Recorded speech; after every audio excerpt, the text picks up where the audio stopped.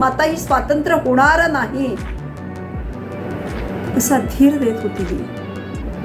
आणि तसंच झालं. सावरकर सेल्युलर जेलमध्ये गेले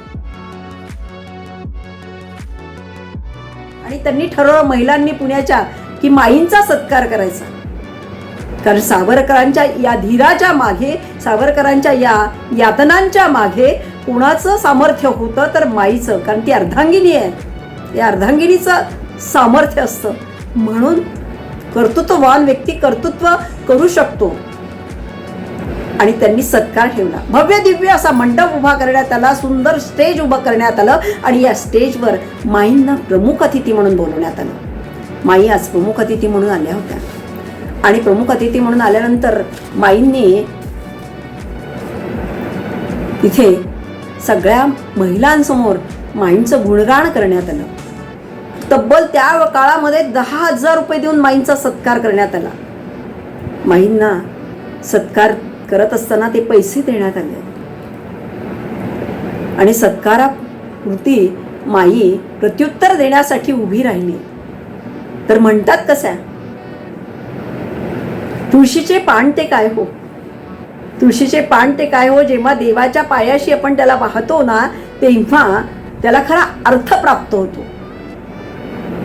आणि ते जरी सुकले, त्याचं निर्माल्य जरी झालं ना, तरी सुद्धा साधू संत ते डोक्यावर घेऊन मिरवतात. केवढा त्याला अर्थ आहे. तसेच मी सुद्धा एक पालापाचोळा हो.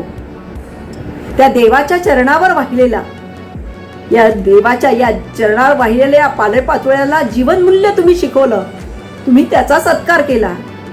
हा सत्कार त्या पालापाचोळ्याचा नव्हे, तर हा सत्कार आहे माझ्या देवाचा. माझा देव कोण, तर तो म्हणजे विनायक दामोदर सावरकर, माझे पती. खरंच पती हा परमेश्वर माईने मांडलेला. सगळेच स्त्रिया मांडतात पती हा परमेश्वर. आणि मग तिचा सत्कार झाला. खरंच सुखी संपन्न जीवन सुरू झालं. एवढ्या यातना भोगल्यानंतर जीवन वेलीवर 2 फुलं उमलली सुंदरशी. आणि माई पण वृद्धपकाळाकडे झुकल्या, सावरकर पण झुकले. सावरकरांचं मांडीचं हाड मोडलं आणि सावरकरांना जागेवरनं उठणं मुश्किल झालं. माई पण खूप आजारी पडल्या.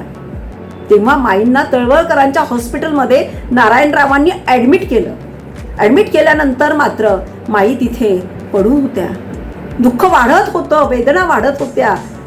शेवटचे क्षण जवळ आले होते. आईच्या डोळ्यातनं अश्रू येत होती आणि माईंना वाटत होतं की आपला पती समोर असायला हवा.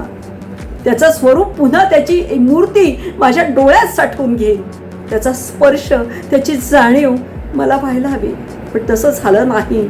शेवटच्या क्षणी सुद्धा माईला दुःख भोगावं लागलं, कारण पती समोर येऊ शकत नव्हते. ते सुद्धा आजारी होते. आणि माईनी डोळे मिटले. अनंतात माई विलीन झाली नव्हे, तर माई ही सावरकरांच्या हृदयाच्या ज्योतीत विलीन झाली. सावरकरांना जेव्हा कळालं तेव्हा मन उद्विग्न झालं. सुचेना असं झालं, किती ग दुःख भोगलंस माझ्यासाठी. मी वाहत गेलो, मी करत गेलो आणि तू मात्र त्याच्यामध्ये सतत माझी अर्धांगिनी म्हणून मला साथ देत गेलीस. खरंच अमरत्व प्राप्त झालं या माईला सावरकरांच्या रूपाने. खरंच या वटसावित्री पौर्णिमेनिमित्त या सावित्रीला शतशः नमन. या भारतभूमीच्या